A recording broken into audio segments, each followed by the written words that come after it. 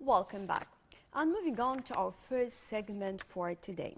President Abdel Fattah el-Sisi said on Wednesday that there is an urgent need to protect the people of the region from dangerous threats, including those by the wills of the warmongers, and also talking about the current situation in the Middle East.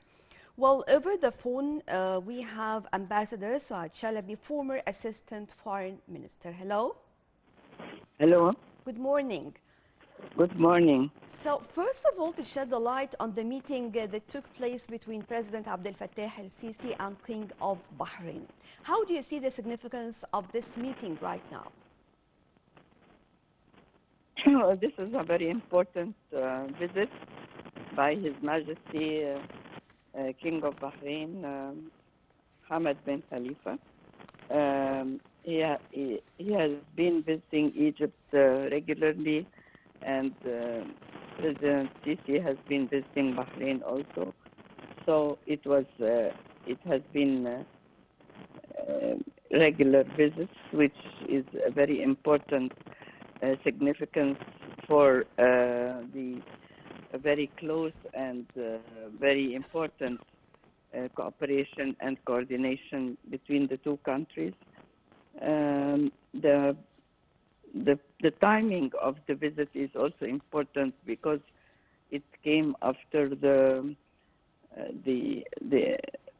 regional war that happened between Israel and Iran, when Iran attacked Israel last two nights before, and this was a very alarming situation for all the Middle East countries. So King of Bahrain came to discuss with President Sisi the implications of the situation in the region and the alarming situation that is happening now, the consequences of what is going in the ongoing war in Gaza also. So this is a very timely visit and a very timely discussion that happened between the two heads of state. Well, many files were discussed in this summit, actually. And basically, there was a real concentration on what is going on in the whole region. And we remember before that President Abdel Fattah el-Sisi talked a lot some time ago about our fears from the escalation of this war to be extended in the region. So if I'm going to focus on Gaza and more talks and more different kinds of pressure that we need to think about of putting on Israel just to allow more humanitarian aid in addition of force to an immediate ceasefire. So the most important issue that was raised between the two heads of state was the belief that the crucial importance of the importance of security and stability in the region, especially after the threats that are happening, whether from the Houthis or the Iranian regime, which is now threatening to escalate the war in the region. So the two heads of states were alarmed by the multiple threats that have been happening, and they were discussing what is the future of the region after this alarming situation. So the security, of course, and the stability of the region is the issue, and the Palestinian situation in Gaza, of course, how to reach a situation where the the aid can be flowing easily to Gaza? How can we reach a situation where the Palestinians can have the right to determine their future? How can we stop the military um, attack on the Palestinians? And how can we create a two-state solution and recognize the Palestinian state? All these issues were discussed yesterday. President Abdel Fattah al-Sisi actually talked about another important part when we describe the international side that they are watching helplessly whatever is going on in Gaza. And this is actually a very important part because regardless of all the resolutions adopted or anything that can be mentioned by all international leaders or the UN Council or all these entities, still Israel is violating and still they never abide by any resolutions that are adopted. On one side and on the other side, there must be a way to put pressure on Israel, especially now after what happened in Iran. So now Israel came again to say that they have the right to defend themselves, whatever they are going to do. So now there is a clear message that there might be something and we need to control all what is going on.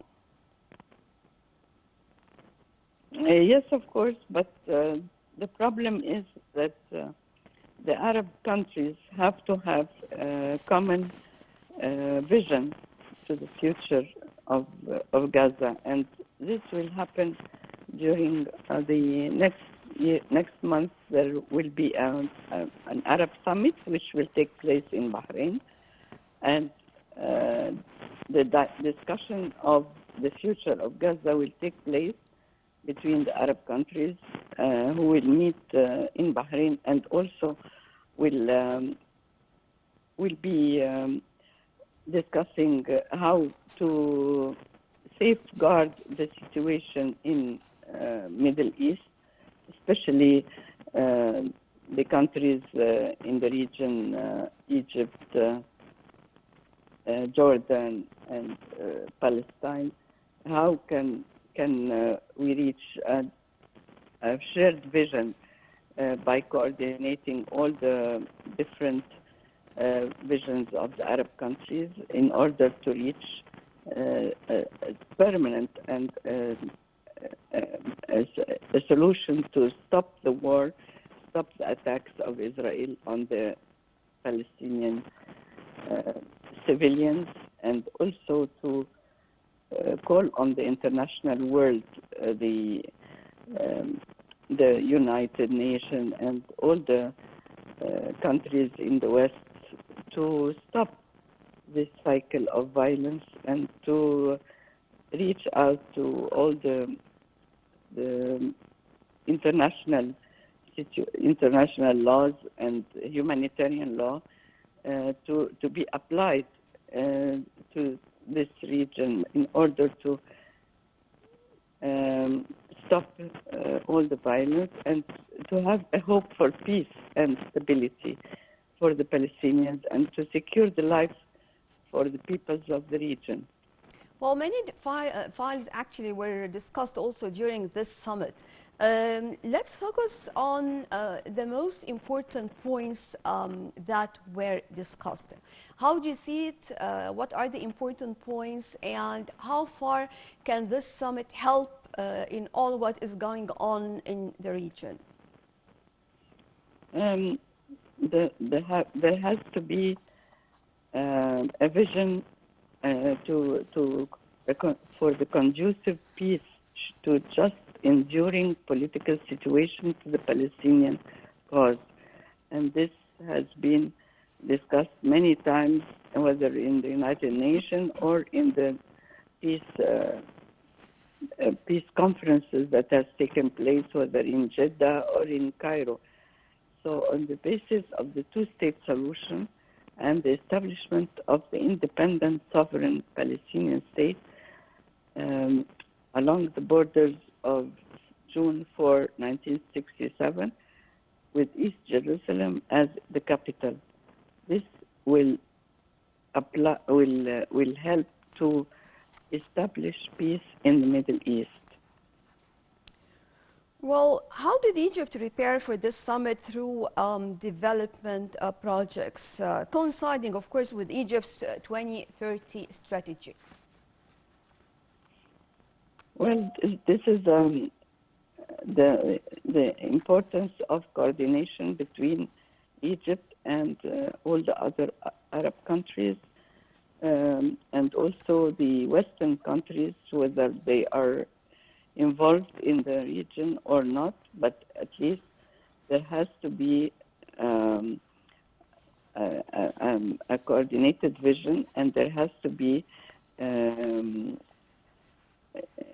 like in there has to be a majority in the United Nations countries that adopt this vision, and also the five big countries have to be in coordination with this vision of the Palestinian state, and also to not to use the veto power, so that they are in agreement to provide the Palestinians with dignity, with pride, with humanity, and they are they are they are they are in coordination in order to stop the loss of thousands of helpless and innocent civilians. Right, Ambassador Sou'ad Shalaby, former Assistant Foreign Minister, always a pleasure having you with us on the show.